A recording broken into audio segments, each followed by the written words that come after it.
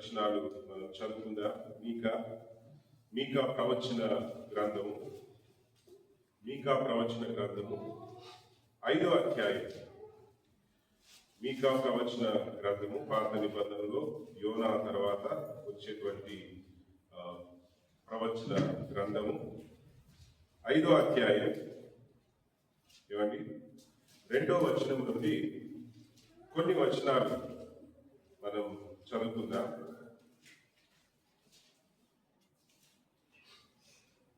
మీకా గ్రంథము తీసిన వారు చదివి సహాయం చేయండి. బెత్లెహేము, ఎఫ్రతా, యూదావారి కుటుంబములలో నీవు స్వల్ప గ్రామమైనను నా కొరకు ఇశ్రాయేలులను ఏలబోవాడు నీలో నుండి వచ్చును. పురాతన కాలం మొదలుకొని శాశ్వత కాలము ఆయన ఎవరు? పురాతన కాలం నుండి. ఏమని చెప్తుంది వాక్యం? ఏం చెప్తుంది? పురాతన కాలం నుండి శాశ్వత కాలము ఆయన ప్రత్యక్షమై వచ్చెను. అంటే ఏంటి? పుట్టినాకనే యేసు ప్రభు వచ్చాడని కాదు. పురాతన కాలం అంటే ఏమండి? ఆదియు అంతము. హల్లెలూయా. ఆదిలో ఉన్నవాడు అంతంలో ఉండబోయేవాడు. హల్లెలూయా. ఆయనకి ప్రారంభం లేదు, ఆయనకి అంతము లేదు. ఇప్పుడు ఎవరైనా ఒక వ్యక్తి పుట్టి వచ్చాడనుకోండి, వాడికి పుట్టిన సంవత్సరం, ఇప్పుడు ఒక వ్యక్తి చనిపోతే ఆయన సమాధి ఆయన ఏం చేస్తాం చెప్పండి? పుట్టిన తేదీ రాస్తాము, తర్వాత చనిపోయిన తేదీ రాస్తాం. అంటే ఏంటి? ఆయన చరిత్ర పలానా రోజు మొదలైంది, పలానా రోజు ముగించిపోయింది. కానీ మీరు నేను ఆరాధించేటువంటి దేవునికి ప్రారంభం లేదంట, అంతము కూడా లేదంట. దేవునికి స్తోత్రం. పురాతన కాలము నుండి శాశ్వత కాలము ఆయన ప్రత్యక్షమగుచు వచ్చాడు. అంటే ఎవరి గురించి చెప్తుంది? బెత్లెహేములో నుండి, ఎఫ్రతా బెత్లెహేములో నుండి పుట్టబోయేటువంటి రక్షకుడి గురించి ప్రభు వాక్యం చెప్తుంది. చాలా మంది అనుకుంటారు 2000 సంవత్సరాలు ప్రభు, 2000 సంవత్సరాల క్రితమే ప్రభు పుట్టాడు, అంతకుముందు ఆయన లేడు అని. కానీ కాదు. హల్లెలూయా. 2000 సంవత్సరాల క్రితం మనుష్యుని రూపమును ధరించుకొని మనుషునిగా మన మధ్యలో నివసించినట్లుగా మనలను వెతుక్కుంటూ ఈ లోకానికి వచ్చారు. కానీ ఆయన ఎప్పటి నుండి ఉన్నారంట? ఎప్పటి నుండి? పురాతన భూమి సృజించబడక మునుపే హల్లెలూయా ఉన్నటువంటి దేవుడు ఆయన. దేవునికి స్తోత్రం. హల్లెలూయా. సరే, ఈ వాక్యమును మనం అర్థం చేసుకోవాలంటే ఈ మీకా గ్రంథం యొక్క అవుట్లైన్ కొంచెం క్లుప్తంగా నేను చెప్పడానికి ప్రేరేపించబడుతున్నాను. ఈ మీకా అనేటువంటి ప్రవక్త రాజుల కాలంలో ఉండేటువంటి వ్యక్తి. ఏ రాజుల కాలం అంటే ఆహాజు, యూదా సామ్రాజ్యానికి ఆహాజ్ అనేటువంటి ఒక రాజు ఉండేవాడు. ఆయన చాలా క్రూరుడు, దేవునికి వ్యతిరేకముగా నడుచుకున్నటువంటి వ్యక్తి, దేవునికి విరోధముగా ప్రవర్తించాడు, దేవునికి విరోధముగా అనేక కార్యాలు చేశాడు.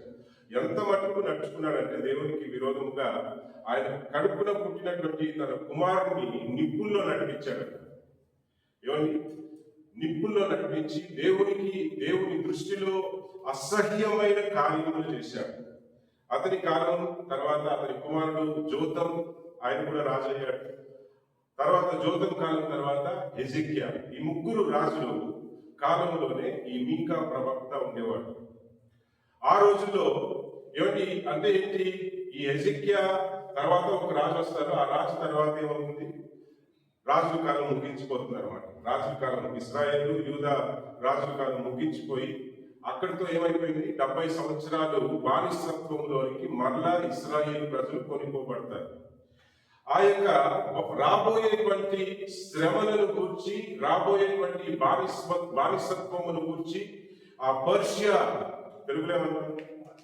పార్సీ రాజులు వచ్చి వీరిని ఎలాగైతే మరి దాడి చేసి ఈ ఇశ్రాయేలు సామ్రాజ్యం లేకుండా ఏమిటి వీరి సామ్రాజ్యాన్ని నాశనం చేసి వీరి దేశాన్ని పాడు చేసి వీరిని బానిసలుగా కొనిపోబడతారని చెప్పి మీకా ఆ రోజులలోనే, అంటే సుమారుగా 3-4 తరాల ముందే, జరగబోయే ముందే ఈ కార్యములన్నింటినీ కూడా ప్రవచనముగా ప్రియమైన చెప్పినటువంటి మాటలు ఇవన్నీ కూడా ఈ మీకా గ్రంథంలో ఉంటుందన్నమాట. మరి రాబోయేటువంటి శ్రమ కాలమును గురించి మాత్రమే చెప్పాడా? కానీ కాదు. ఆయన ఏమిటి ఆ శ్రమల కాలం అలా ఉంటుంది.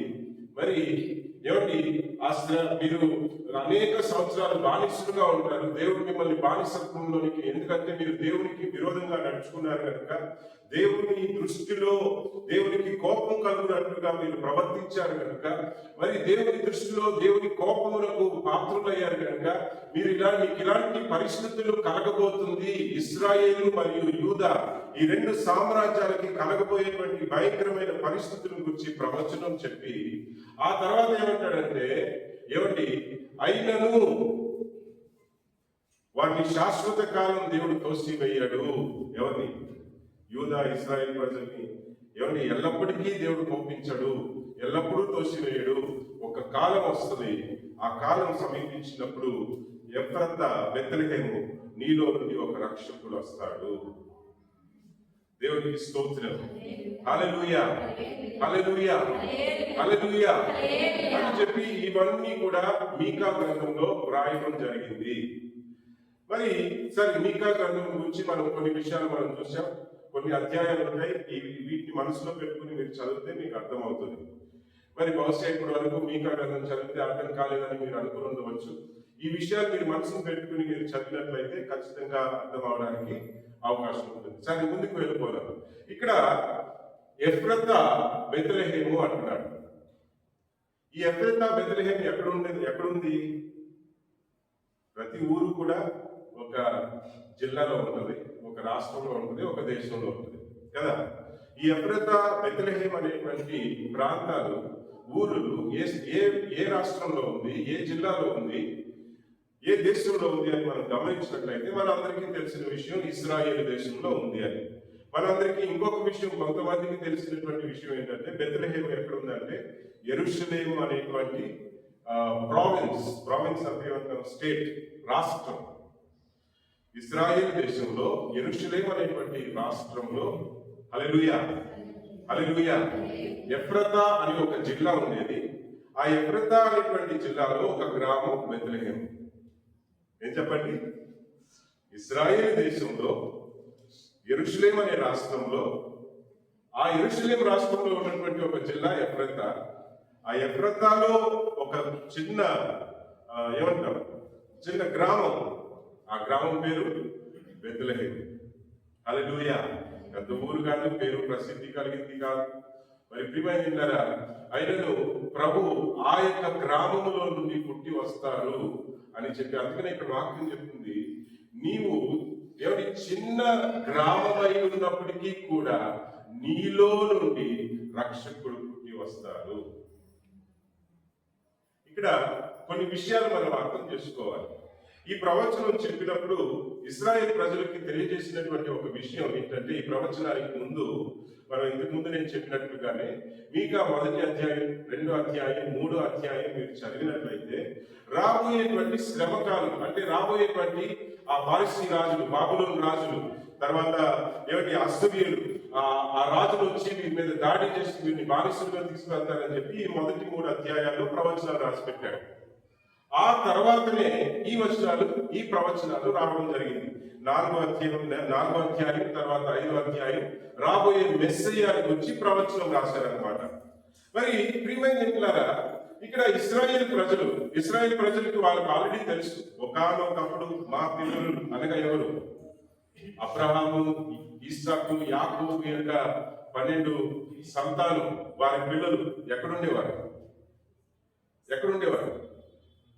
ఐగుప్తులో బానిసులుగా ఉండేవారు. 430 సంవత్సరాలు బానిసులు. ఎందుకంటే ఇవన్నీ కూడా ఇశ్రాయేల్ ప్రజలకు ఒక అలవాటు. మనకుందో లేదో తెలియదు కానీ ఇశ్రాయేల్ ప్రజలకు ఒక అలవాటు ఏంటంటే, వారి చరిత్ర వారు మర్చిపోరు. ప్రియమైన ఏం చెప్పండి? వారి చరిత్ర వారి మర్చిపోరు. అది దేవుని ఆజ్ఞ. దేవుడు తన సేవకుల ద్వారా, ప్రవక్తల ద్వారా వారికి ఇచ్చినటువంటి ఆజ్ఞ ఏంటంటే, మీ పిల్లలకు మీరేం చేయాలి, నువ్వు చెప్పాలి అని దేవుడు చెప్పాడు.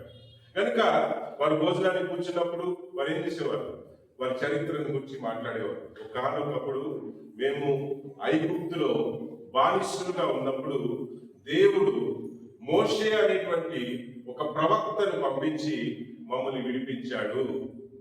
మమ్మల్ని విడిపించడానికి 10 అద్భుతాలు ఐగుప్తులో చేశాడు. అంతేకాదు ఎర్ర సముద్రాన్ని పాయలు చేసి నట్టనడి సముద్రంలో మాకు దారి చూపించి, ఆ దారి ఇప్పుడు సముద్రం రెండుగా, సముద్రం బీచ్ దగ్గరికి వెళ్ళాను కదా, చాలా మంది ఎవరెవరు వెళ్ళారు, బహుశా చాలా అందరూ కూడా వెనక్కి చూస్తుంటారు. ఎప్పుడో ఒకప్పుడు ఆ సముద్రం ఒడ్డున నీళ్లు అలలు వస్తాయి.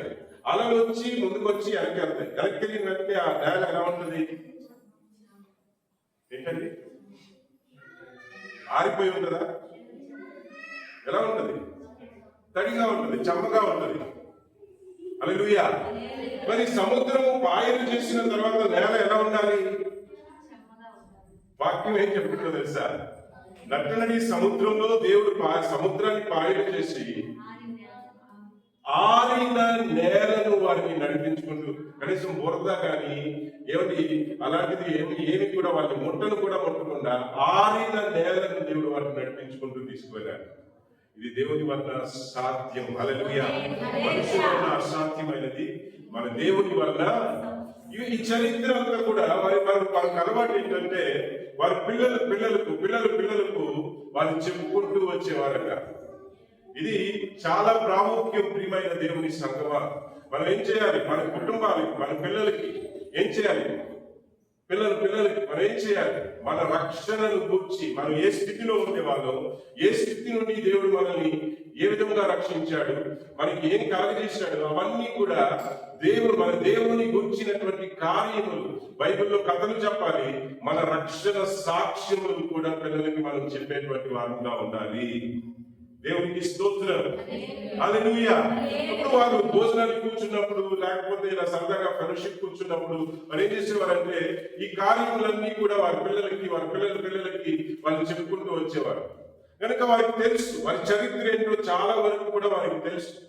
మరి ఐగుప్తులో బానిసలుగా ఉన్నప్పుడు మోషేని పంపించి ఎలాగైతే మమ్మల్ని రక్షించారో, అలాగనే మరొక మోషే పుట్టి వస్తాడేమో అని వారు అనుకుని ఉంటారు. నేను మరలా చెప్తున్నాను, ఏమండి, మరొక మోషే పుట్టి వస్తాడేమో మనల్ని బాబిలోను సామ్రాజ్యం నుండి విడిపించడానికి అని చెప్పి ఈ ప్రవచనం విన్నవారు, మీకా చెప్పినటువంటి ప్రవచనం విన్నవారు బహుశా అనుకుని ఉంటారు. కారణం ఏంటో తెలుసా? దేవుణ్ణి తెలుసుకోవాల్సిన విధముగా వారు దేవుణ్ణి తెలుసుకోలేకపోయారు. దాన్ని కూడా నేను ముందు వాక్యంలో మనం చూద్దాం. మరి ప్రియమైన ఎట్లాగా ఇక్కడ బహుశా అలాగే ఎదురు చూస్తుంటారు. మరొక మోషే మనల్ని కాలం సమీపించినప్పుడు బెత్లెహేములో నుండి మరొక మోషే పుట్టి వచ్చి మనల్ని రక్షిస్తాడు. ఎందుకంటే ఏమంటే దేవుని యొక్క ఉద్దేశములు ఏంటి అంటే, మరి యెషయా గ్రంథం అనుకుంటాను 55వ అధ్యాయంలో 8వ వచనం చదివి సహాయం చేయండి. యెషయా గ్రంథం 55వ అధ్యాయం 8వ వచనం నుండి కొన్ని వచనాలు చదివి సహాయం చేయండి. యెషయా గ్రంథము 55వ అధ్యాయం 8-9 వచనాలు.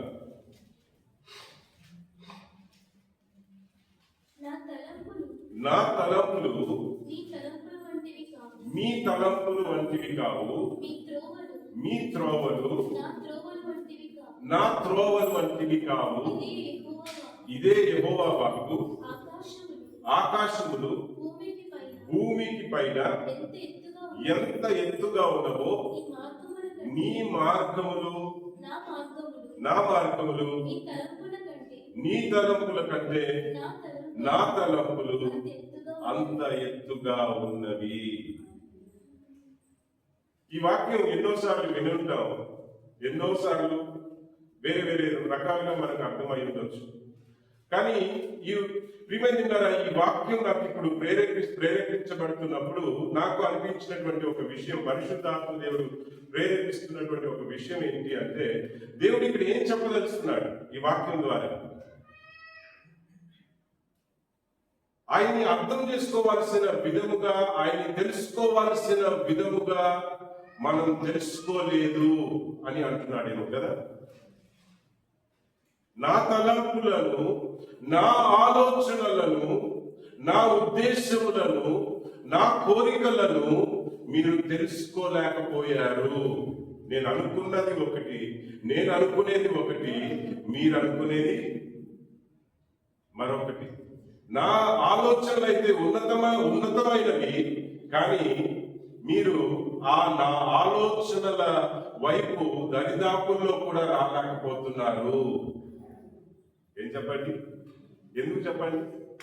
ఎంతసేపు మనకి ఏమిటి, చర్చికి వచ్చినా, భక్తి చేసినా, ప్రార్థనలు చేసినా, లేకపోతే దేవుడిని వెతికినా, ఏమిటి, ఎందుకు వెతుకుతున్నాం, ఎందుకు భక్తి చేస్తున్నాం?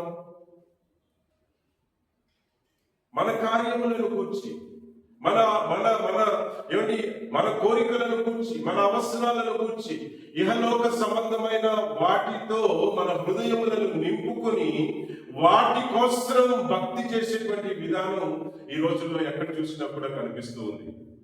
ఎందుకయ్యా దేవుని దగ్గరికి వచ్చావు? ఏమిటి, నా వ్యాధి పోతుందని. ఎందుకయ్యా దేవుని నమ్ముకుంటున్నావు? అయ్యా మరి నాకు రుణబాధలు ఉన్నాయి, రుణబాధల నుండి దేవుడు విడిపిస్తాడు. ఎందుకయ్యా దేవుని దగ్గరికి వచ్చావు? వివాహం కావాలని దేవుని నమ్ముకుంటున్నాను. ఎందుకయ్యా మంచి ఉద్యోగం, ఎందుకయ్యా అంటే అది ఇది ఏదో ఒక సమస్యలతోనే ప్రియమైన దేవుని వెతుకుతున్నాం. సరే, ఏదో సమస్యలతో దేవుని దగ్గరికి వస్తున్నాం. దేవుని దగ్గరికి వచ్చిన తర్వాతనైనా సరే దేవుని ఆలోచనలు ఏ పాటివో ఎంతమంది గ్రహించడానికి ప్రియమైన ఆలోచిస్తున్నారు? ఏదో అవసరం కొద్ది దేవుని తెలుసుకుని వచ్చాం, కానీ దేవుని తెలుసుకున్న తర్వాత కూడా దేవుని యొక్క ఆలోచనలు, దేవుని యొక్క చిత్తము, దేవుని యొక్క ఉద్దేశములు ఏంటో గ్రహించడానికి మనం ఆలోచిస్తున్నామా? అది పురాతన కాలం నుండి ఉన్నటువంటి వాడు. ఈ వాక్యం చెప్తుంది. ఈ వాక్యం ముందు ఈ 2వ వచనం ఏమిటి, బెత్లెహేము ఎఫ్రాతా బెత్లెహేము, నీవు చిన్న గ్రామమై ఉన్నప్పటికీ కూడా నీలో నుండి రక్షకుడు వచ్చును. అది మొదటి భాగం మనం చూసాం. తర్వాత 2వ భాగం ఇందాక మనం అనుకున్నాం. ఏం చెప్తుంది అక్కడ వాక్యం? పురాతన కాలం నుండి ఉన్నవాడు. ఏమిటి, పురాతన కాలం నుండి ఉన్నటువంటి వాడు, పురాతన కాలం నుండి ఆలోచనలు కలిగిన వాడు, ఆలోచనలు ఇచ్చినటువంటి వాడు. ఏమిటి, ఆయనే రాబోతున్నాడు. ఎవరి గురించి చెప్తున్నాడు? రాబోయే రక్షకుడు ఎవరంట? పురాతన కాలం నుండి ఉన్నటువంటి ఆయన వచ్చి రాబోతున్నాడు అని చెప్పి అక్కడ ప్రవచనంగా చెప్పబడుతుంది. మరి పురాతన కాలం, మరి మన దేవుడు కాలం బట్టి, ఏమిటి, పరిస్థితులను బట్టి, సందర్భములను బట్టి మారేటువంటి దేవుడా? ఏం చెప్పండి? మనలాగా ఈరోజు పరిస్థితులు బాగుంటే మనం నవ్వుతూ ఉంటాం. రేపు ఏదైనా కష్టం వచ్చిందనుకోండి, ఏడవడం మొదలు పెట్టేస్తాం. హల్లెలూయా. ఈరోజు పరిస్థితులు బాగున్నప్పుడు అందరితో బాగుంటాం. రేపు కొంచెం ఏమైనా తేడా వచ్చింది అనుకోండి, ఏం చేస్తాం? కొట్లాడటము. ఏమండి, ఈ రోజు బాగున్న వాళ్ళే రేపు విడిపోతుంటారు. హల్లెలూయా, హల్లెలూయా. పరిస్థితులకి తగినట్లుగా, కాలానికి తగినట్లుగా మారిపోయేటువంటిది మనుషుని, నరుని స్వభావములు. కానీ దేవుడు అలా కాదండి. కాలానికి తగినట్లుగా, పరిస్థితులకి తగినట్లుగా మారేటువంటి దేవుడు కానే కాదు. ఆది సంపూర్ణుడు, ఆదిలో ఉన్నవాడు, ఈ రోజు కూడా అదే మాదిరిగానే ఉన్నటువంటి దేవుడు ఆయన. కాలాలు మారిన, యుగాలు మారిన, ఆయన మార్పు చెందని దేవుడు. ఏ ఉద్దేశములతో భూమి ఆకాశములను సృజించాడో, ఏ ఉద్దేశములతో మనుషులను సృజించాడో, ఈ రోజుకి కూడా అవే ఉద్దేశములు, ఈ రోజుకి కూడా అవే తలంపులు ఆయన కలిగి ఉన్నాడు మన పట్ల. దేవునికి స్తోత్రం. ఆదిలో నరుని సృష్టించి ఆదాము అవ్వని సృష్టించి ఆయన ఏం చెప్పారు? మీరు ఫలించండి. ఆయన వారిని సృష్టించినప్పుడు ఎలా సృష్టించాడు? ఆయన పోలికలో దేవుడు సృష్టించాడట. ఆయన లాగా ఉండడానికి దేవుడు సృష్టించాడట. అంటే ఏంటి? కేవలం రూపురేఖల్లో కాదు, ఆయన స్వభావముల్లో, ఆయన మాట తీరులో, ఆయన ఆలోచించే విధానాల్లో, ఆయన తలంపులకు తగినట్లుగా, ఆయన ఆలోచనలకు తగినట్లుగా, ఆయన నడతకు తగినట్లుగా, ప్రవర్తనకి తగినట్లుగా ఆయన అన్ని విషయాల్లో ఆయన లాగా he wanted us to represent him in the universe. అంటే తెలుగు ఎలా చెప్పాలి? ఏమండి, ఆయనను ప్రతినిధించే వారముగా మనం ఉండాలని చెప్పి ఈ లోకాన్ని సృష్టించి ఈ లోకంలో మనల్ని ఏమండి సృష్టించాడు. పశువుల్లాగా కుక్కల్లాగా ఆయన సృష్టించలేదండి. ఏమిటి? ఆదాము అవ్వని సృష్టించి అన్నిటి మీద ఆయనకు ఎలాగైతే అధికారం ఉన్నదో ఆదాము అవ్వకు కూడా అధికారం ఇచ్చాడు.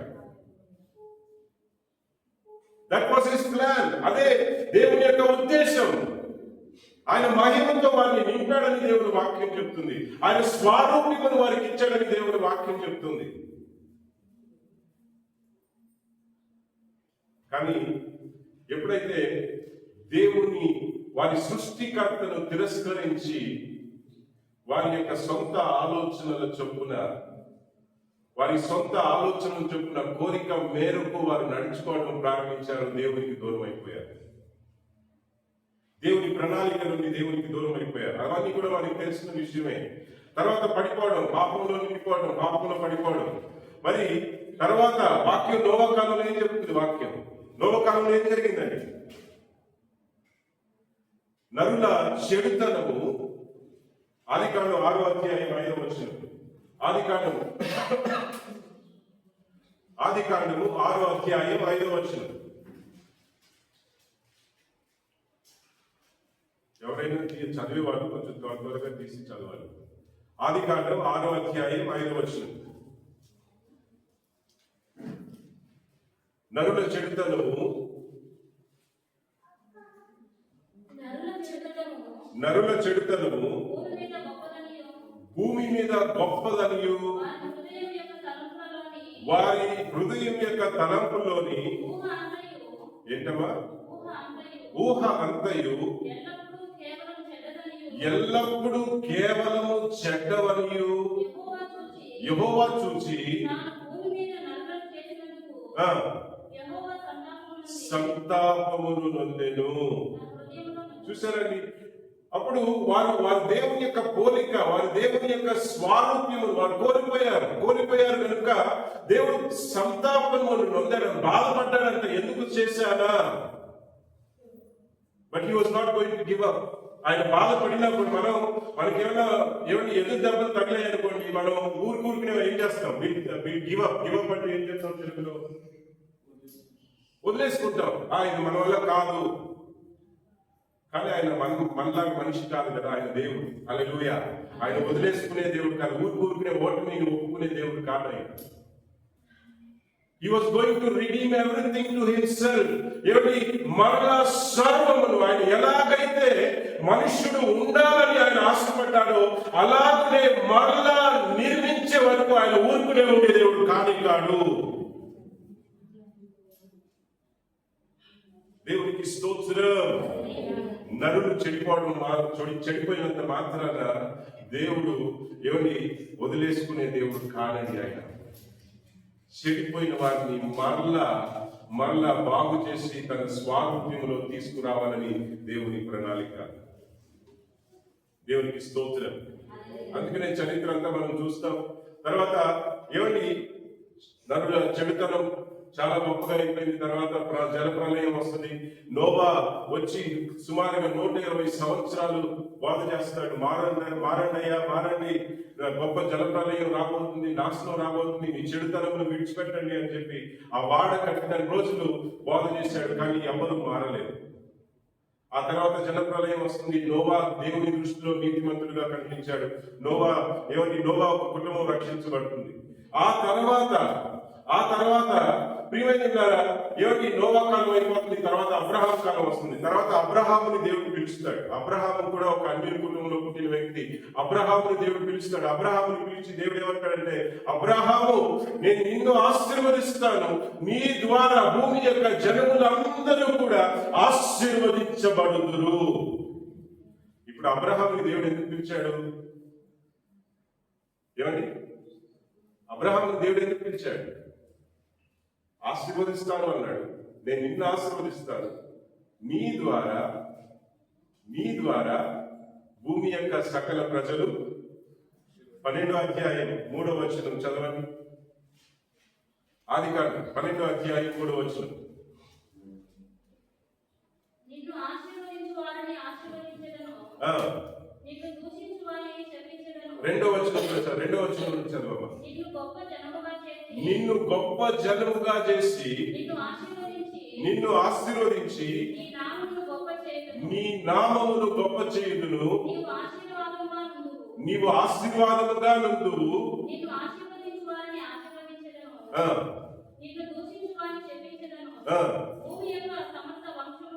భూమి యొక్క అంటే ఏంటి? ఈ ప్రపంచంలో ఎన్ని జాతులు ఉన్నాయో, ఎన్ని వంశాలు ఉన్నాయో, వారందరూ కూడా అబ్రహాము యొక్క వంశము ద్వారా ఆశీర్వదించబడాలి.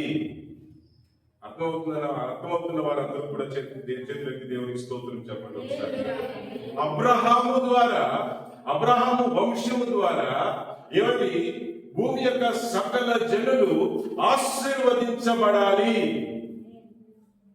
ఇది దేవుని ప్రణాళిక.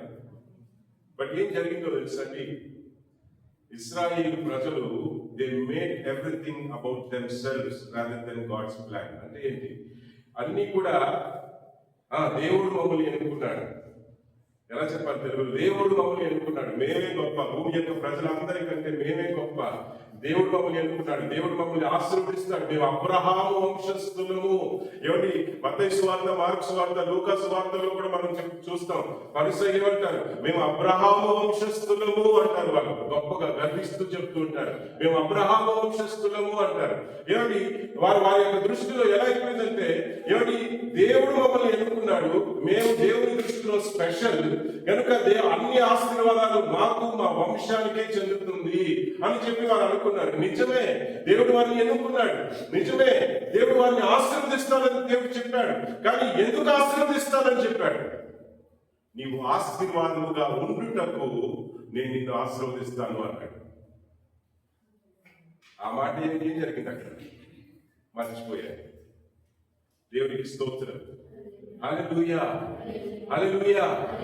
అప్పుడు ఏమిటి? పాత నిబంధన అంతా కూడా ఈ అబ్రహాము వంశమును ఏర్పరచుకుని ఆ ఒక్క వంశము ద్వారా భూమిలో ఉన్న ప్రజలందరినీ రిడీమ్ చేయాలని, అంటే రక్షించుకోవాలని, ఈ కుటుంబము ద్వారా, ఈ ఒక్క వంశము ద్వారా భూమిలో ఉన్న వంశములన్నీ కూడా దేవునికి దూరం అయిపోయినటువంటి వీరు మరలా దేవుని దగ్గరికి చేర్చుకోవాలని చెప్పి వీరిని ఏర్పరచుకున్నాడు. కానీ ప్రియమైనవారా, ఈ దేవుని యొక్క ప్రణాళిక వారు గ్రహించారా అనేది మనం ఆలోచించినట్లయితే, చరిత్ర చదివినట్లయితే it was a question mark. ప్రియమైనవారా, అంటే ఏంటి? అది ప్రశ్నార్థకముగానే మిగిలిపోయింది. ఎందుకంటే ఆశీర్వాదం, లోకరీతిగా లోకానుసారమైన ఆశీర్వాదముల గురించి ఆలోచించారు, తమను గురించి తాము ఆలోచించారు. కానీ ప్రియమైనవారా, ఇతరులను గురించి, భూమి యొక్క సకల వంశములను గురించి వారు ఎంత మట్టుకు ఆలోచించారనేది ప్రశ్నార్థకముగానే మిగిలిపోయింది. అందుకనే యెషయా గ్రంథంలో అంటాడు, నా తలంపులు మీ తలంపులు నా తలంపులు వంటివి కావు నాయనా. నేను ఎన్నెన్నో తలంపులు కలిగి ఉన్నాను, ఎంతో ఉన్నతమైన ఆలోచనలు కలిగి ఉన్నాను. నేను మిమ్మల్ని ఏర్పరచుకున్నాను, మిమ్మల్ని ఆశీర్వదించి మీ ద్వారా ఎన్నెన్నో చేయాలనుకున్నాను. కానీ ఏమిటి? You are not understanding my plans. నా యొక్క ఆలోచనలను, నా యొక్క ఉద్దేశములను నీవు అర్థం చేసుకోలేకపోతున్నావు, నీవు గ్రహించలేకపోతున్నావు అని చెప్పి ఇశ్రాయేలు ప్రజల్ని ప్రియమైనవారా అక్కడ యెషయా ద్వారా హెచ్చరించినట్లుగానే మనం చూస్తున్నాం. సరే, అదంతా జరిగింది. తర్వాత వారు బానిసలుగా వెళ్ళిపోయారు. మోషేని పంపించి దేవుడు వారిని విమోచించాడు. ఇప్పుడు మళ్ళా బెత్లెహేము, ఇప్పుడు మీకా ద్వారా దేవుడు చెప్తున్నాడు కదండి మీరు బానిసలుగా వెళ్తారని. ఇప్పుడు మళ్ళా ఈ మీకా మాట్లాడేసరికి వాళ్ళు ఏమనుకుంటున్నారు, మేము దేవుని దృష్టిలో స్పెషల్ కనుక మా కోసం మరో మోషేని దేవుడు పంపించబోతున్నాడు. హల్లెలూయా, హల్లెలూయా. కానీ మరో మోషే వచ్చినప్పుడు మోషే ఏం చేశాడు చెప్పండి? ఇశ్రాయేలు ప్రజల్ని రక్షించాడు. ఏమని? ఫరో చేతిలో నుండి రక్షించాడు దేవుని కృపను బట్టి. మోషే వచ్చి ఏం చేశాడు? ఇశ్రాయేలు ప్రజలకి 10 ఆజ్ఞలు ఇచ్చాడు. మోషే వచ్చి ఏం చేశాడు? ఏమని? కానాను దేశం అంచుల వరకు తీసుకొచ్చి వారిని నడిపించి ఏమని? యెహోషువ చేతికి దేవుని యొక్క ఆజ్ఞను బట్టి నాయకత్వాన్ని చెప్పి యెహోషువ ద్వారా ఏమని? కానానులో వారిని చేరుకున్నట్లుగా మోషే ఆయన చేయవలసింది ఇశ్రాయేలు ప్రజల కోసం ఆయన చేశాడు. ప్రపంచం కోసం చేయలేదు, ఇశ్రాయేలు ప్రజల కోసం మోషే చేయవలసింది, మోషే యొక్క పిలుపును బట్టి మోషే చేయవలసింది మోషే చేశాడు. కానీ ఇప్పుడు వచ్చేవాడు మోషే వంటి వాడు కాడు. He is not coming only for the Israelites. ఇశ్రాయేలు ప్రజల కోసమే ఆయన రాబోతున్నాడు అంటే అది కానే కాదు. హల్లెలూయా. ఆదిలో నుండి, ఎందుకంటే ఏమిటి ఎంత తెలియచెప్పాలి అని దేవుడు ప్రయత్నం చేసిన వీరి ఆలోచనలు ఎంతవరకు భూమి ఏమిటి ఎంతవరకు ఈ లోకంలో ఉన్న వాటి మీదనే నిలబడిపోయాయి. కానీ దేవుని యొక్క ఆలోచనలు ఏ పాటివో ఎవరికి అర్థం చేసుకునేటువంటి భక్తులు చాలా చాలా కరువైపోయారు ప్రియమైన. అందుకనే దేవుడు అంటున్నాడు, బెత్లెహేము నుండి ఒక రక్షకుడు వస్తాడు. ఈ రక్షకుడు ఏం చేస్తాడయ్యా? 4వ అధ్యాయం, అదే మీకా గ్రంథంలో 4వ అధ్యాయం 1వ వచనం నుండి చదవండి. అంత్య దినములలో యెహోవా మందిర పర్వతము పర్వతముల శిఖరమున స్థిరపరచబడి కొండల కంటే ఎత్తుగా ఎత్తబడగా. ఎలాగండి? ప్రవాహము అంటే ఈ పదం దేనికి వాడతాం? జల ప్రవాహము కదా. జల ప్రవాహం వచ్చినప్పుడు ఎలా వస్తుంది చూశారని ఎప్పుడన్నా కదా? ఆగుతుందా నీళ్లు? బిల్డింగ్లు ఉన్నా ఏమున్నా నీళ్ళు ఆగుతాయా? ఎలాగైనా సరే అలా వస్తా ఉన్నది, దానికి అడ్డు వచ్చినవన్నీ తోసుకుంటూ వెళ్ళిపోతుంది. అడ్డులు నిలబడవు, గోడలు నిలబడవు, చెట్లు నిలబడవు, ఏమీ నిలబడవు, వచ్చినవి వచ్చినట్టుగా కొట్టుకు వెళ్ళిపోతుంది. హల్లెలూయా, హల్లెలూయా. ప్రవాహం వచ్చినట్లుగా ఎక్కడికి? దేవునికి స్తోత్రం. హల్లెలూయా, హల్లెలూయా. జనులు ఎక్కడి నుండి? ఈ జనులు ఎక్కడెక్కడి నుండి వస్తారు? కేవలం ఇశ్రాయేలు నుండా? దేవుని వాక్యం ఏం చెప్తుంది? అన్య జనులు అంటే ఏంటి? బైబిల్లో 2 మాటలు ఉంటుంది, ఇశ్రాయేలు, అన్యులు. మన దృష్టిలో ఎన్నో జాతులు ఉండొచ్చు, హల్లెలూయా. మన దృష్టిలో ఎన్నో కులాలు ఉండొచ్చు, మన దృష్టిలో ఎన్నో దేశాలు ఉండొచ్చు. మేము భారతీయులు, మేము శ్రీలంక దేశానికి చెందిన వాళ్ళం, మేము ఆ దేశానికి చెందిన వాళ్ళం, మేము ఆ ఊరికి చెందిన వాళ్ళం. మన దృష్టిలో వేరే వేరే జాతి, వేరే వేరే కులాలు, వేరే వేరే భాషలకు చెందిన మనుషులు ఉండొచ్చు. కానీ బైబిల్లో రెండు గుంపులుగా దేవుడు విభజించాడు. ఒకటి Israel, you are either Israel or you are either gentile. Hallelujah, hallelujah. నీవు ఇశ్రాయేలుకి చెందలేదు కనుక నీవు అన్య దేశానికి చెందిన వ్యక్తివి. అంటే ఏమిటి? అన్య జనులు అంటే ఏంటి? ఇశ్రాయేలు దేశము తప్ప మిగతా దేశములన్నింటిలో నుండి, అంటే ఇశ్రాయేల్ దేశాన్ని రక్షించబోడా? ఇశ్రాయేల్ దేశానికి కూడా రక్షణ వస్తుంది. కానీ రాబోయేటువంటి ఈ రక్షకుని ద్వారా ఎక్కడెక్కడ నుండి వస్తారంట? ప్రవాహం వలె జనులు అన్య జనులలో నుండి, ప్రపంచం మారుమూరుల నుండి, ప్రతి జాతుల నుండి, ప్రతి భాషల్లో నుండి, ప్రతి కులం నుండి, ప్రతి అన్ని జాతుల వారు దేవుని దగ్గరకు ప్రవాహం వలె పరిగెత్తుకు వస్తారట. అంటే చెడిపోయిన ఆ జనాన్ని మరలా తన దగ్గరకు తీసుకొచ్చి తన స్వారూప్యములో హల్లెలూయా. దేవుడు ఏమంటే యేసు ప్రభువును గురించినటువంటి సువార్త ప్రకటించినప్పుడు ఏమంటే స్నానికుడైన యోహాను కావచ్చు, లేకపోతే ప్రభు అయిన యేసుక్రీస్తు కావచ్చు, పుట్టి వచ్చినటువంటి రక్షకుడు, ఆయన ప్రసంగించిన మొట్టమొదటి ప్రసంగం ఏంటో తెలుసా? మారు మనసు పొందండి, దేవుని రాజ్యము. స్నానికుడైన యోహాను ఏం చెప్పాడు? మారు మనసు పొందండి, దేవుని రాజ్యము సమీపించి ఉన్నది. హల్లెలూయా. మారు మనస్సును గురించి అంటే ఏంటి? నీవు ఇప్పటి వరకు నీవు బ్రతికినటువంటి విధానముల విషయంలో నీవు పశ్చాత్తాపం కలిగి నీ మనస్సుని మార్చుకుని నీవు ఉండవలసిన ఏ విధముగా నీవు ఉండాలని దేవుడు నిన్ను సృష్టించాడో మరలా అటువైపు తిరగాలని చెప్పి నీ మనస్సుని ఏ పాపం నుండి నీవు మునిగిపోయి పాపంలో చిక్కుకున్నావో ఆ విషయంలో పశ్చాత్తాపంతో నీవు దేవుని వైపు తిరిగితే దేవుడు ఏం చేస్తాడు? మారు మనస్సు పొంది పాపములు క్షమించబడు నిమిత్తం నీవు బాప్తిసం తీసుకో. అప్పుడు పరిశుద్ధాత్మ దేవుని వరమును నీవు పొందుకుంటావు. పరిశుద్ధాత్మ దేవుడు ఎందుకు వస్తున్నాడో తెలుసా? మన స్వభావాన్ని తీసివేసి ఆయన రూపమును మనలో నిర్మించడానికి ఆయన తిరిగి మనలోనికి వచ్చాడు.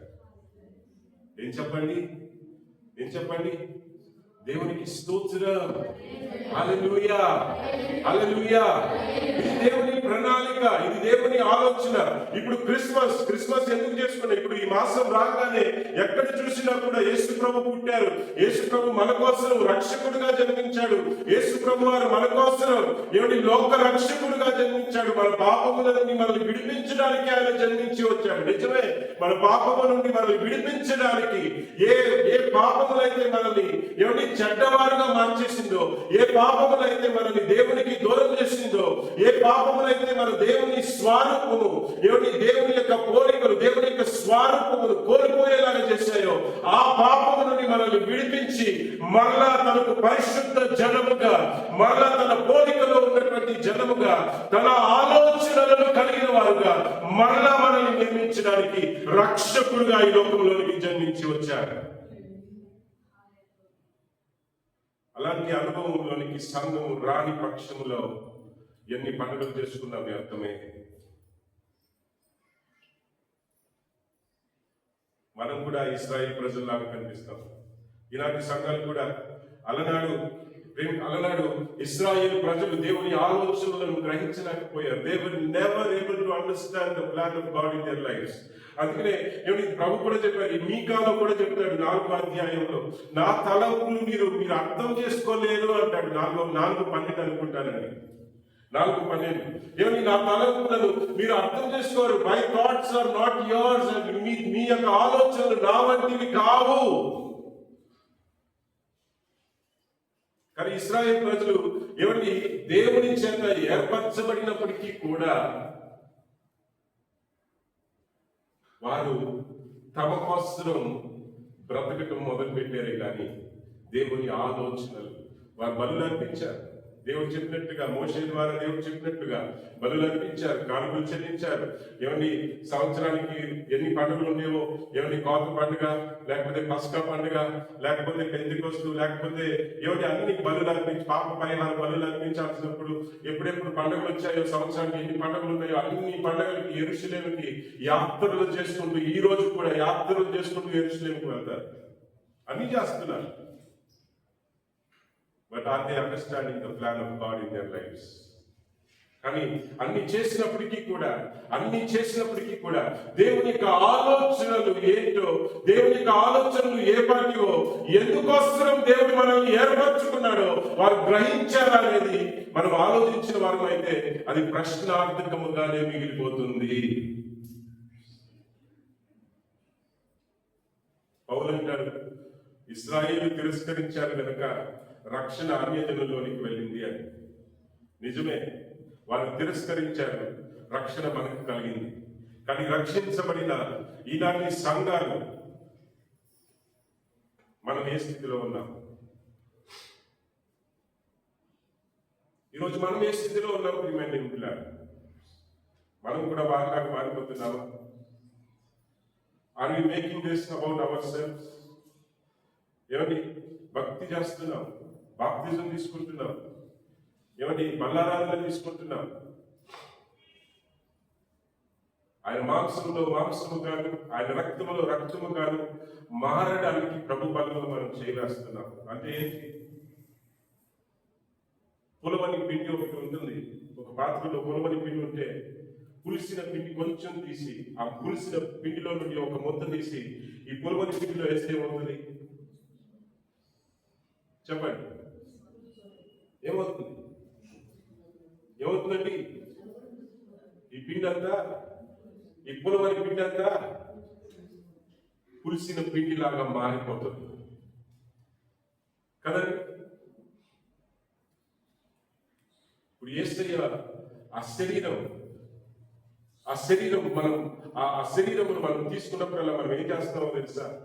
కొరింథీ పత్రికలో చెప్తాడండి, ఆ ఒక్క పాత్రలో నుండి నీవు తిన్నప్పుడు, ఆ ఒక్క పాత్ర అంటే గిన్నె కాదండి, ఆయన శరీరమును గురించి మాట్లాడుతున్నాడు. ఆ ఒక్క పాత్ర అనగా ఆ యేసయ్య శరీరములో నుండి నీవు ఏమిటి తిన్నప్పుడల్లా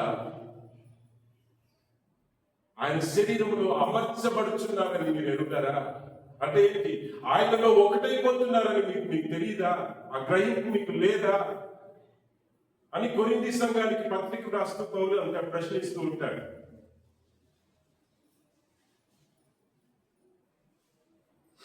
ఇక్కడ బల్లారాధన ఇవ్వబడినప్పుడల్లా మనం ఏం చేస్తాం? ముందుకు వస్తాం, ఆ రొట్టెలో ఒక ముక్క మనం తెంపుకొని తీసుకువెళ్తాం మనం తినడానికి. అంటే ఏంటి?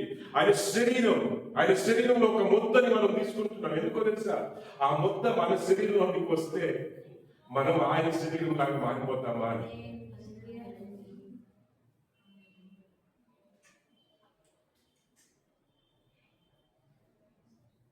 పరలోకము నుండి దిగి వచ్చిన జీవాహారం నేనే. ఈ నా శరీరం నా రక్తము తిని తాగువాడు నిత్య జీవం పొందును. యోహాను సువార్త 6వ అధ్యాయం, అతడు నా యందును నేను అతని యందును, ఈ నా శరీరం తిని త్రాగువాడు అతడు నా యందును నేను అతని యందును నిలిచి ఉందుము. ఆయనలో ఏకమైపోతున్నాం, ఆయనలో ఒకటవుతున్నాం ప్రియమైన. అందుకోసం ఆయన పుట్టి వచ్చాడు. ఏదో ఇంతకు ముందులాగా మోషేలాగా వచ్చి ఇశ్రాయేల్ ప్రజల్ని రక్షించి వెళ్ళిపోవడానికి కాదండి. He came so that we will become like him. ఏమిటి? ఆయన ఎందుకు వచ్చాడంటే మనం ఆయనలాగా రూపుదిద్దినట్లుగా, మరలా కోల్పోయినటువంటి ఆ యొక్క దేవుని స్వారూప్యమును మరలా మనం తిరిగి పొందుకున్నట్లుగా ఆయన ఈ లోక రక్షకుడుగా ఈ లోకంలోనికి జన్మించి వచ్చాడు. ఈ దేవుని ఆలోచన నీ పట్ల దేవుడు కలిగి ఉన్నటువంటి శ్రేష్టమైన ఆలోచనను నీవు గ్రహిస్తున్నావా ఈరోజు? లేదా ఆచారముగానే, లేదా ఏమని దేవుని దగ్గరికి వస్తే రోగం పోతుంది, దేవుని దగ్గరికి వస్తే అద్భుతాలు జరుగుతాయి, చర్చికి వస్తే రుణాలు తీరుతాయి, పెళ్లిళ్ళు జరుగుతాయి, ఏమని నిజమైన క్రిస్మస్ అనుభవాన్ని నీకు నాకు కల్పించడానికి ఆయన లోకరక్షకుడుగా జన్మించి వచ్చాడు. క్రీస్తుని కలిగిన వారముగా ఆదాముని మట్టిని తీసి ఆదాముని సృష్టించినప్పుడు వాక్యం చెప్తుంది, ఆయన జీవాత్మను ఆ బొమ్మలోనికి ఊదాడు. మరలా ఆ అనుభవాన్ని మనకు కల్పించడానికి మన కోసం వచ్చాడని కోల్పోయాం.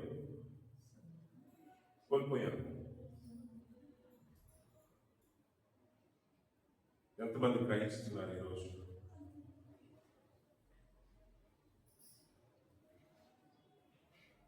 ఏమని క్రీస్తుకు పోలిన వారముగా ఏమని రోజుకి మనం మారునట్లు మనకొస్తున్నాం. ఆయన ఈ లోకానికి ఈ లోకంలో ప్రియమైన మానవ జన్మనికి ఈ లోకానికి వచ్చారు ఆయన. Not for anything else. వాళ్ళు అనుకున్నారు, యేసయ్య శిష్యులు కూడా ఆ రోజుల్లో ఏమిటి ఒక రాజ్యం, యేసయ్య రాజుగా వచ్చి ఒక రాజ్యాన్ని స్థాపించబోతున్నాడేమో. ఇశ్రాయేల్ ప్రజలు ఆ రోజుల్లో, యేసు ప్రభు పుట్టినటువంటి ఆ రోజుల్లో రోమా సామ్రాజ్యం ఏర్పడిలో ఉంది. అంటే ఏంటి? ఇశ్రాయేల్ బానిసులుగా వెళ్ళడం మొదలు పెట్టిన తర్వాత ఒకరి తర్వాత ఒకరు ఇశ్రాయేల్ ఏలేదే కానీ ఇశ్రాయేల్ దేశముగా ఆ రోజుల్లో ఉండలేదని. యేసు ప్రభు పుట్టినటువంటి ఆ కాలంలో రోమా సామ్రాజ్యం, ఇప్పుడు బ్రిటిష్ మన దేశాన్ని ఎలాగైతే ఏలిందో ఆ రోజుల్లో రోమా సామ్రాజ్యం ఇశ్రాయేల్ని ఏలుతూ ఉంది. వాళ్ళు కొంతమంది స్వాతంత్రం కోసం పోరాడుతున్నారు. ఇశ్రాయేల్ ప్రజల్లోని కొంతమంది స్వాతంత్రం కోసం పోరాడుతూ ఉన్నారు. స్వాతంత్రం కోసం పోరాడుతూ రక్షకుడు పుట్టి వచ్చాడు అనగానే వాళ్ళు అనుకుంటున్నారు, ఓ మోషే మనల్ని ఎలాగైతే ఆ ఫరో చేతిలో నుండి విమోచించాడు, మన కోసం ఒక రక్షకుడు వచ్చేసాడు, తన రాజ్యాన్ని స్థాపించబోతున్నాడు, ఇశ్రాయేల్ దేశాన్ని మరలా దేశంగా నిర్మించబోతున్నాడు అని చెప్పి వాళ్ళు అనుకున్నారు.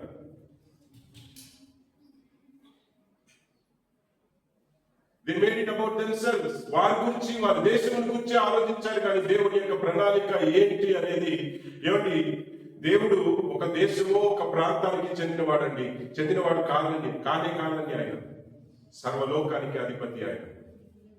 హల్లెలూయా, హల్లెలూయా, హల్లెలూయా. సర్వమును రూపించిన వాడు ఆయన లేకుండా ఏది సృజించబడలేదు.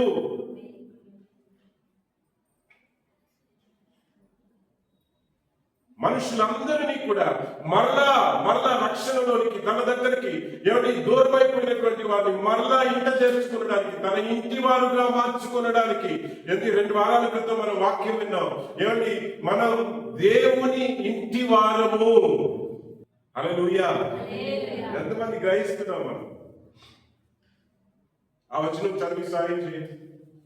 ఎఫెసీయులకి రాసిన పత్రిక 2వ అధ్యాయం, ఎఫెసీయులకి రాసిన పత్రిక 2వ అధ్యాయం 19-20 వచనాలు.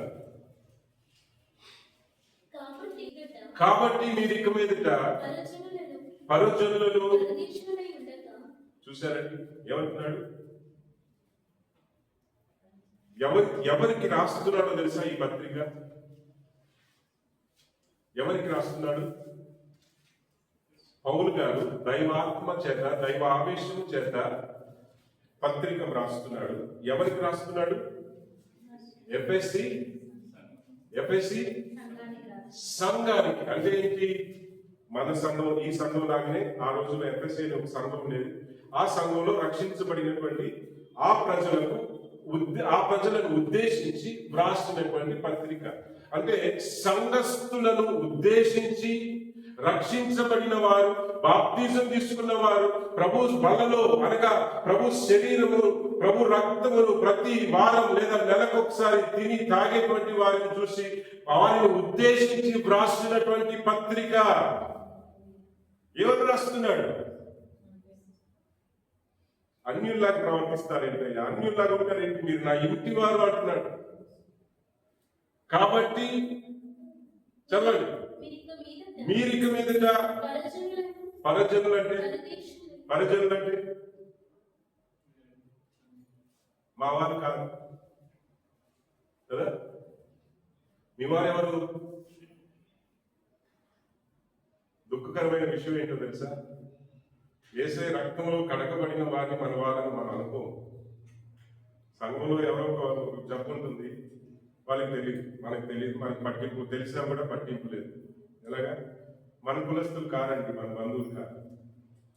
అదే మన రక్త సంబంధికులు అన్యులైనప్పటికీ కూడా వాళ్ళ ఇంట్లో ఏదైనా దుఃఖం వస్తే, ఏదైనా చావు వస్తే, లేకపోతే ఏదైనా పుట్టినరోజు వస్తే మన వాళ్ళు అని వెళ్తాం మనం.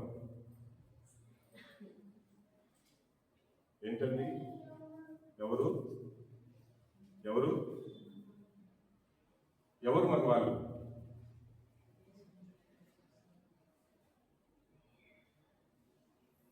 వాళ్ళతో పాటు మనం కూడా వెళ్ళిపోయామనుకోండి, ఇంకా వేదనకరంగా ఉంటుంది. వాళ్ళు ఎక్కడికి వెళ్తారో కదా. దేవుని వాక్యం ఏం చెప్తుందండి? కాబట్టి మీరు ఇక మీదట పరిజనులుగాను పరదేశులై, లోకంలో పరదేశులుగా ఉండాలి, సంఘంలో కాదు. లోకం విషయంలో పరదేశులుగా ఉండాలి, సంఘంలో కానే కాదు.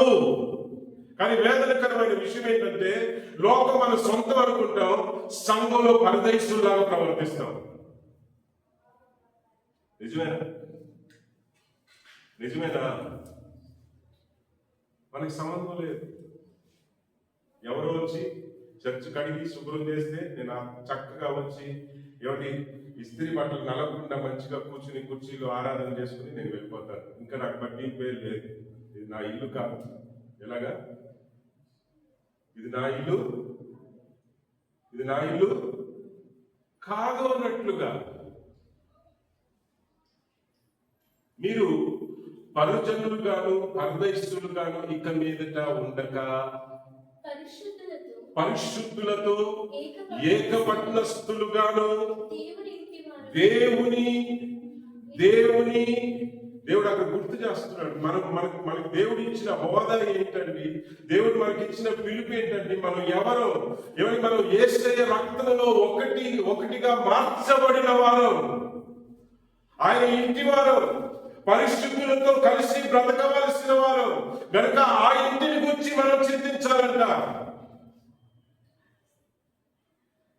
దేవునికి స్తోత్రం. హల్లెలూయా, హల్లెలూయా. యేసు ప్రభు ఎందుకు పుట్టి వచ్చాడంటే ప్రియమైన ద్వారా కోల్పోయినటువంటి దేవుడు మన కోసం దేవుడు మనం ఎలా ఉండాలని ఆలోచించాడో ఆ యొక్క కార్యములు మనం కోల్పోయాం కనుక తిరిగి మనకి చెల్లించడానికి, తిరిగి మనకి ఇవ్వడానికి కోల్పోయినటువంటి ఆ స్థితి ఆయన ఆదాము అవ్వ ప్రతిరోజు దేవునితో కలిసి బ్రతికారండి. వాక్యం ఏం చెప్తుందో తెలుసా?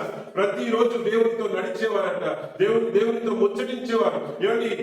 ఏమండి సాయంకాలం సమయం వస్తే చాలు దేవుడు వారిని వెతుక్కుంటూ ఏదైనా తోటలోకి వస్తే దేవునితో కలిసి నడుస్తూ దేవునితో మాట్లాడుతూ ఉండేవారంట. ఆయన తోటలో, దేవుని తోటలో దేవునితో కలిసి బ్రతికేవారు వారు. అది మన హోదా, దేవుడు మనకిచ్చిన స్థానం. కానీ కోల్పోయాం. వి లాస్ట్, కోల్పోయాం. ప్రియమైనలాగా క్రిస్మస్ అంటే ఏంటి? ఆ కోల్పోయిన వాటిని తిరిగి మనం పొందుకున్నట్లు లోకరక్షకుడుగా మన కోసం జన్మించి వచ్చిన మెస్సియా.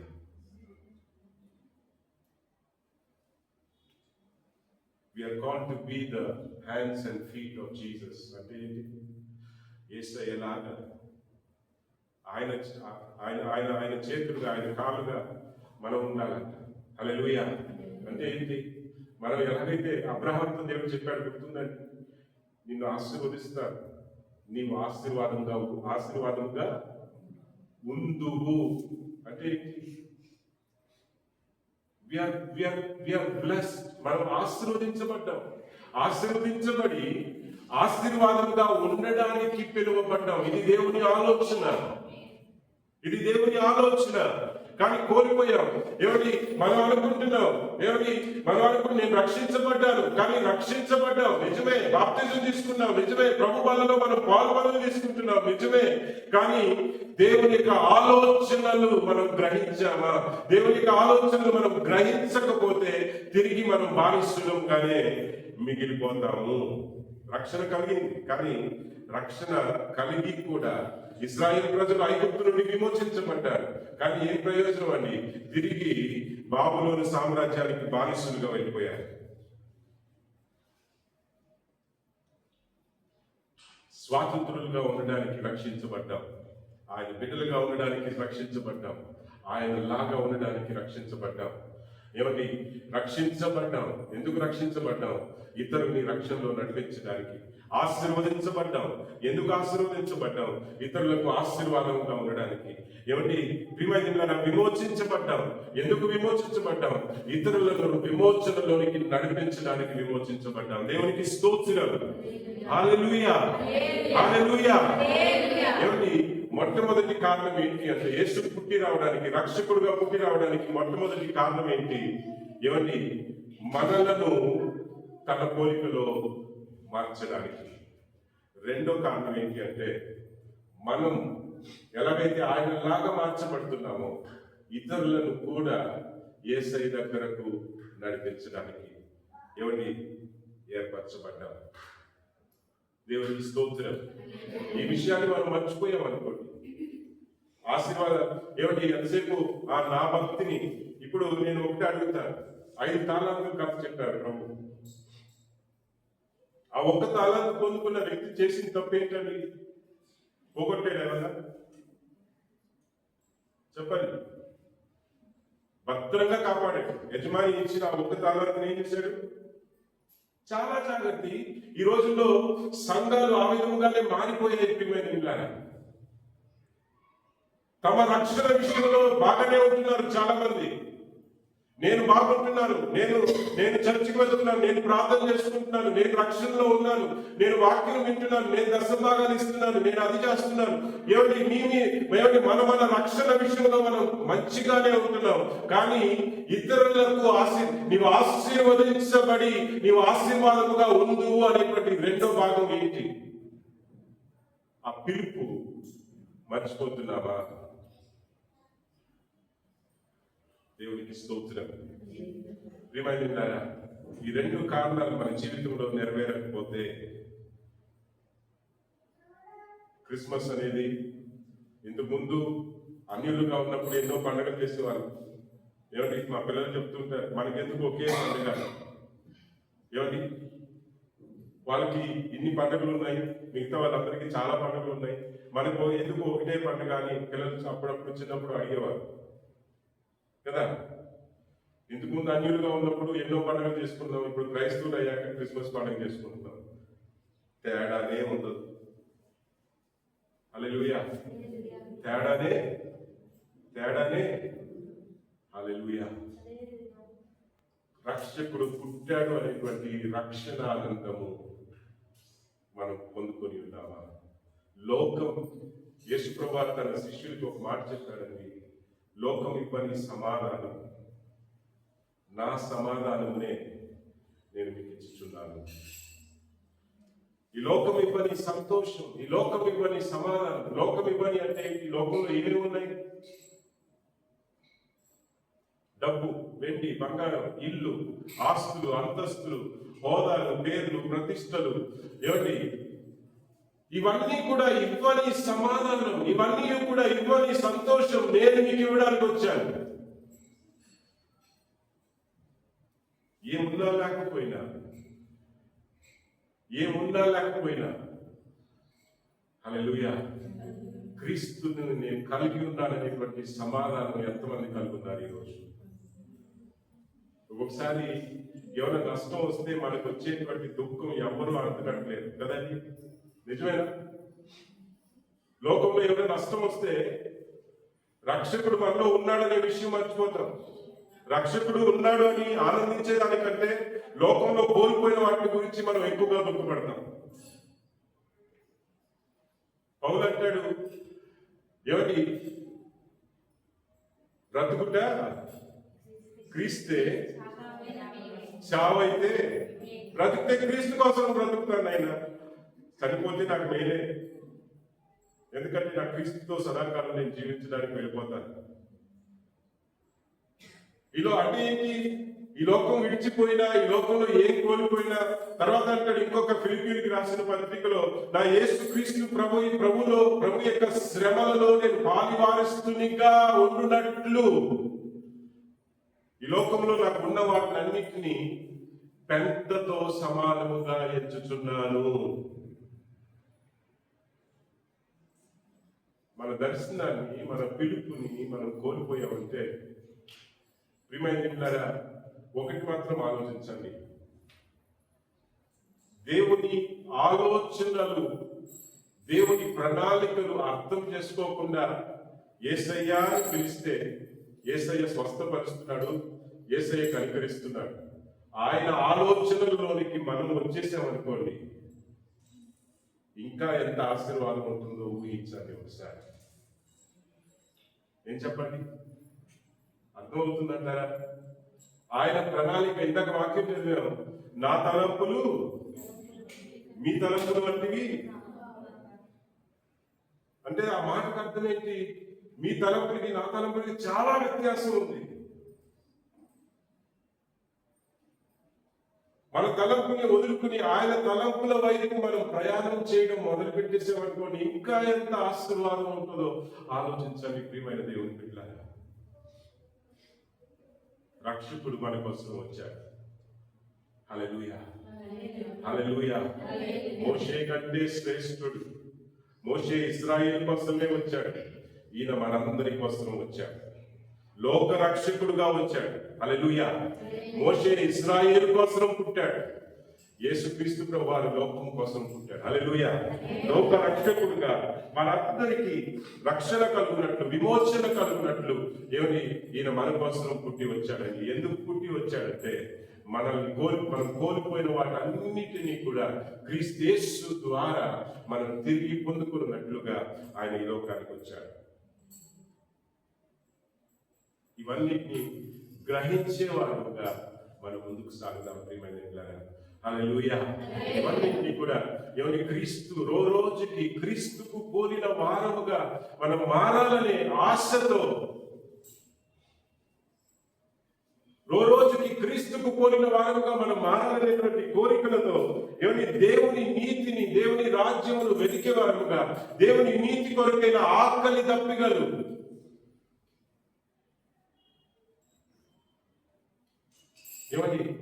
రోజుకి దేవుని యొక్క ఆలోచనలు, దేవుని యొక్క చిత్తానుసారమైన జీవితం నేను కలుగుతాననేటువంటి ఆలోచనలు, క్రీస్తుకు పోలిన వ్యక్తిగా నేను రూపించబడాలనేటువంటి ఆలోచనలు, పరిశుద్ధాత్మ శక్తిలో నేను ఎదగాలి, పరిశుద్ధాత్మ వరములతో పరిశుద్ధాత్మల గురించి ప్రభు చెప్పిన మాటలన్నీ నా జీవితంలో నెరవేరాలి. ఎంతమందికి ఈ కోరిక ఉంది ఈరోజు? ఎంతమందికి ఉంది ఈ కోరిక?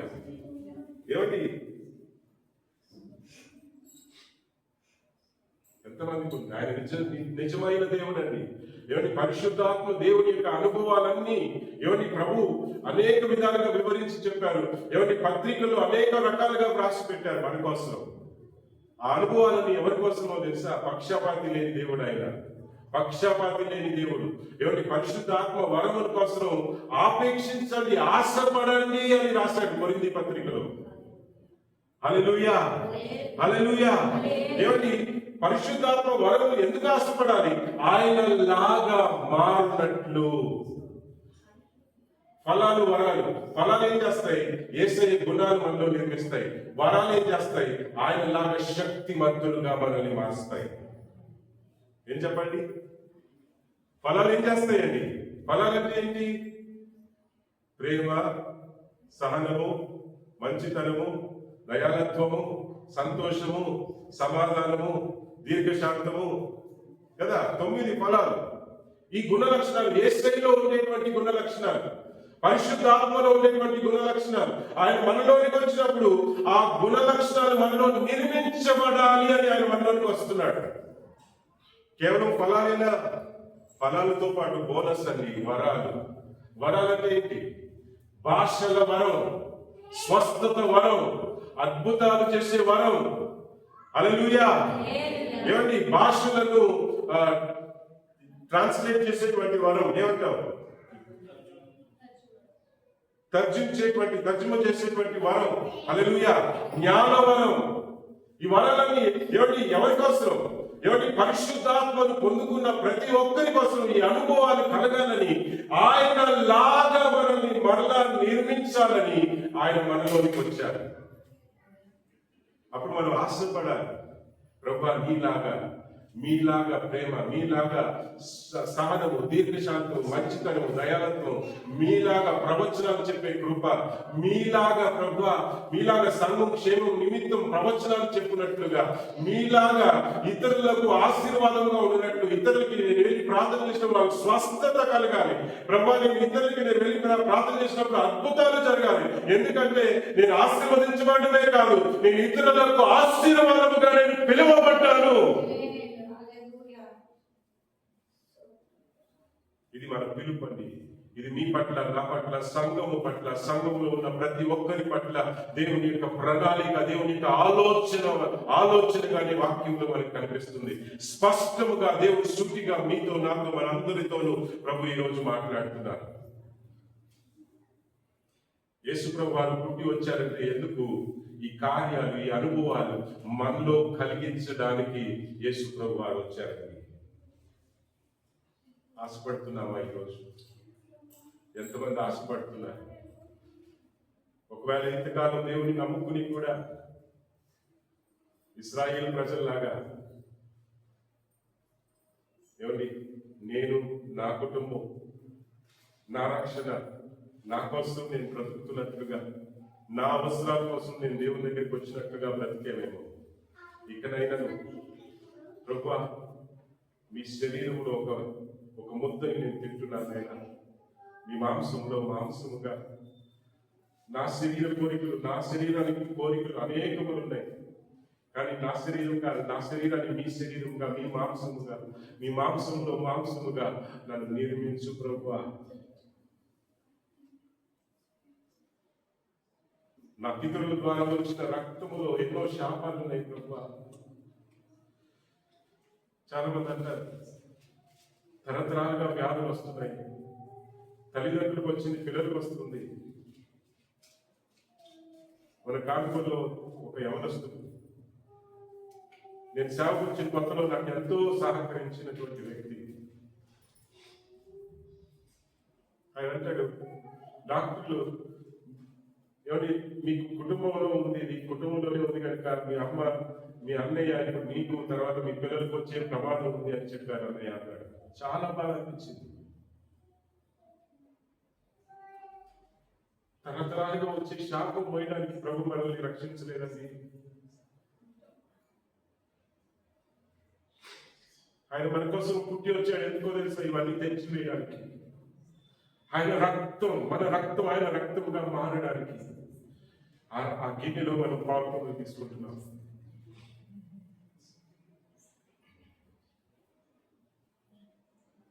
ఆచారంగా మార్చేసుకున్నావా? ప్రభు మల్ల భోజనం ఆచారం అయిపోయిందా?